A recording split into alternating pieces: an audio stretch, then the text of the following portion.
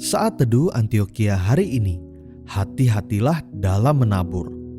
Bacaan hari ini diambil dari Galatia 6 ayat 7 sampai 8. Jangan sesat, Allah tidak membiarkan dirinya dipermainkan, karena apa yang ditabur orang, itu juga yang akan dituainya.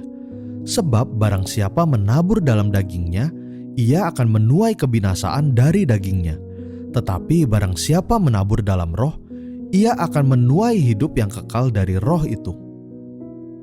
Sering kita mendengar kata munafik, yang artinya berpura-pura dalam suatu hal. Orang yang munafik adalah orang yang perkataannya tidak sesuai dengan tindakannya. Orang munafik juga adalah orang yang berpura-pura percaya, tetapi dalam hatinya sebenarnya tidak percaya. Inilah yang diserukan oleh Rasul Paulus dalam ayat renungan kita hari ini, supaya kita jangan disesatkan oleh sifat-sifat dari kemunafikan tersebut. Karena itu, hati-hatilah dengan cara hidup kita sebagai orang Kristen. Ketika kita menjalani hidup untuk mencari keuntungan semata, maka kita sedang mempermainkan Tuhan.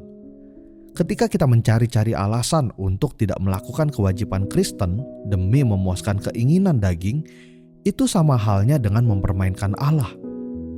Atau bila kita mengaku sebagai orang Kristen yang baik, tetapi pada saat yang sama kita hanya menyenangkan orang dan tidak peduli kepada Allah, maka kita sedang mempermainkan Allah.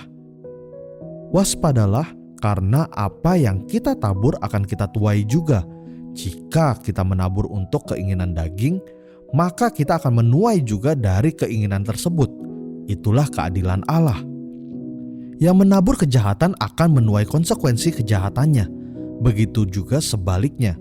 Jadi pilihan ada di tangan kita masing-masing.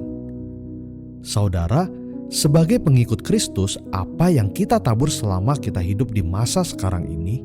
Apakah selama ini kita menabur kebaikan hanya untuk menyenangkan orang dan untuk mencari keuntungan diri? Atau kita menabur karena melakukan perintah Allah sebagai wujud syukur kita kepada Allah? Ingat, Allah itu adil dan tidak dapat dipermainkan. Allah akan memperlihatkan hasil taburan kita nanti secara adil. Karena itu, marilah kita memilih menabur hal-hal yang terbaik bagi Allah, yaitu menabur dalam roh supaya kita menuai hidup yang kekal.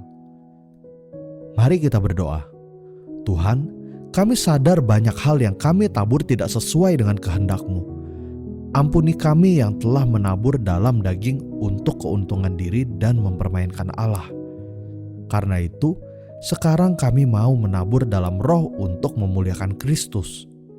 Dalam nama Tuhan Yesus, amin. Sekian Saat Teduh Antioquia hari ini. Tuhan Yesus memberkati.